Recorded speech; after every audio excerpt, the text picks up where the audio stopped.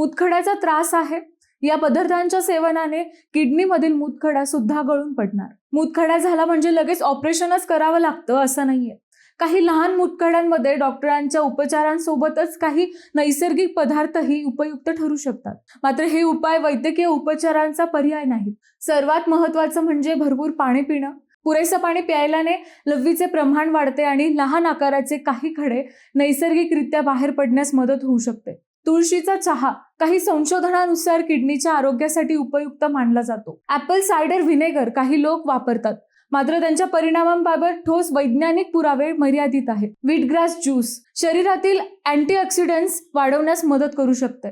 तसेच पारंपरिक पद्धतीत ओव्याच्या मुळांचा वापर केला जातो, पण तो डॉक्टरांच्या सल्ल्याशिवाय घेऊ नये. यासोबतच मीठ, जंक फूड आणि मांसाहार कमी करणे, नियमित व्यायाम करणे आणि लघवी रोखून न धरणे तितकेच महत्त्वाचं आहे. जर लघवीत रक्त, सहजचे पाठदुखी, ताप, सतत उलट्या किंवा लघवी बंद होणे अशी लक्षणे दिसली तर त्वरित डॉक्टरांचा सल्ला घ्या. पण मंडळी, तुम्ही काही किडनी स्टोनचा त्रास अनुभवलाय का?